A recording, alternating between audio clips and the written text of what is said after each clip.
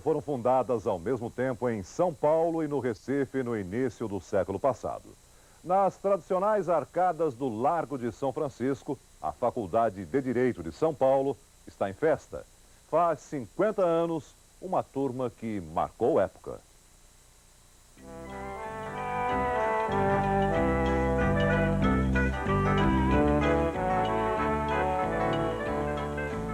São Paulo, nos anos 40, corria a 25 quilômetros por hora. Era nessa velocidade vertiginosa que os bondes Camarões cruzavam esta capital de 1 milhão de habitantes. O centro via crescer os primeiros arranha-céus e homens de chapéu pagavam em R$ 1.000 os jornais com notícias da Segunda Guerra. Orgulhosos, os paulistanos exibiam ao país suas tradições e seu progresso.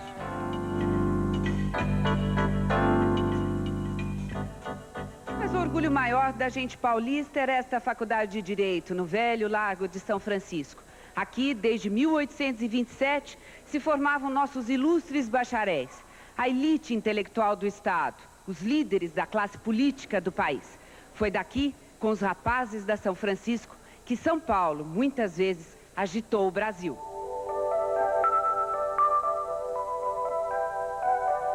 Na década de 40, essas arcadas cercavam o território livre dos estudantes, um espaço de democracia num país sitiado pela ditadura.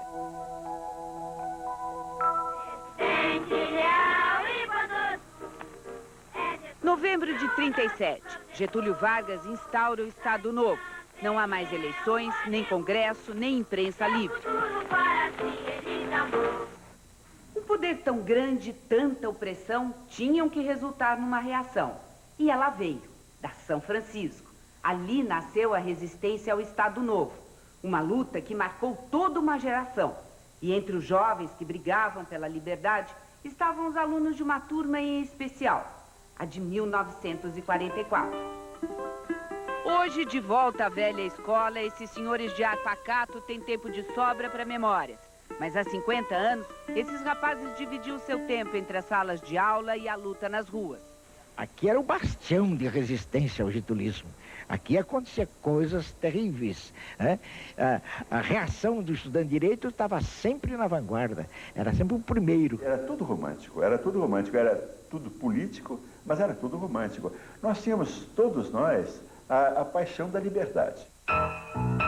As passeatas e manifestações eram frequentes. A mais famosa foi a passeata da Mordaça, e não terminou bem. Quando eles chegaram no Largo de São Francisco, aquele coronel do Exército, que era superintendente da ordem política e social, chamado Olinto, eu não me lembro sobre o sobrenome dele, mandou atirar, e atirou nos estudantes, e houve aquela correria.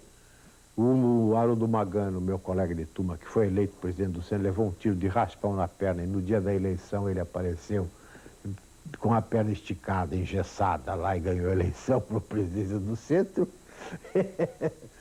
E o Silva Teles, que não tinha nada com a história, morreu, coitado. Mas se a ditadura não dava sossego a eles, eles também não davam sossego ao ditador.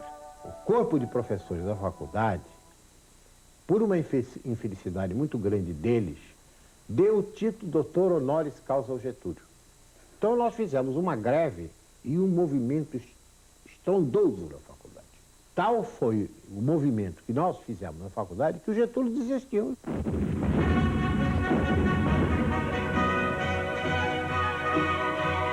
Mas o ditador tinha outras armas. A Segunda Guerra dividia o mundo. E Getúlio Vargas aproveitou para despachar para o fronte italiano alguns estudantes incômodos da São Francisco.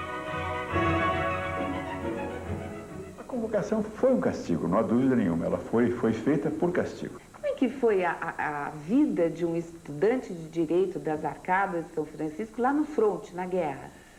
O nosso dia a dia da guerra era um dia a dia em que nós não tínhamos nenhuma preocupação que não fosse não ser ferido. Sobreviver só. Sobreviver, porque comida eles nos davam, a roupa eles nos davam. Onde a gente ia, eles hesitavam. O que fazer eram cumprir ordens recebidas. Então, a gente não tinha nenhuma preocupação que não fosse sobreviver. Esse senhor de ar tão respeitável escapou do fronte, mas não da prisão. Foram 29 prisões. E 29 prisões em quanto tempo? é isso mais ou menos 8 meses, somando tudo. Em geral, é um dos suspeitos de sempre. Ah, é? Porque o senhor estava sempre à frente do movimento? Não, mas porque achavam que pelo menos eu devia estar participando. E estava. Assim, já estava. Foi muita bravura desses rapazes, mas eram rapazes. E foi muita também a farra que eles fizeram. E até nisso havia tradição.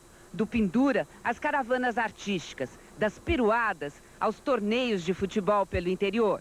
Aprendemos a não ganhar no interior. Por quê? Porque senão seríamos apedrejados.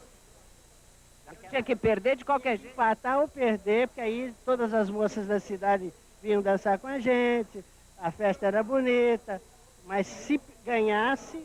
A característica do estudante de direito era de aprontar. No dia de trote, os veteranos botavam 3 estudantes de cueca para entrar dentro do camarão, abria a porta, empurrava para dentro, e lá eles tinham que ficar de cueca dentro do camarão até a primeira parada, para depois voltar. Comportadas mesmo só as moças. Eram poucas, 9 entre 211 rapazes. Uma delas fez carreira brilhante. Foi de professora a ministra da Educação. Ela guarda boas lembranças dos colegas, mas farra juntos nunca fizeram. Não era comum os homens e as mulheres saírem juntos para as festas acadêmicas. Eram eles que iam para as chopadas, para isso e para aquilo, e nós não íamos. Nós ficávamos esperando que eles relatassem depois o que tinha acontecido. Mas nós pagamos um tributo muito grande, porque nós fomos uma entre-safra. Quer dizer que nós fomos adquirindo as obrigações do profissional superior, mas os direitos vieram vindo muito devagar.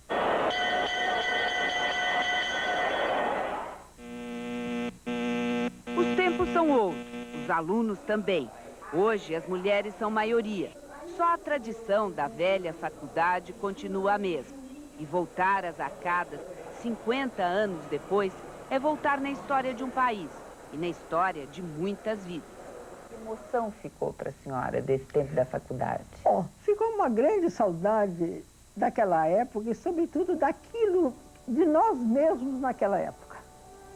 Quer dizer que eu tenho saudade de mim naquela época.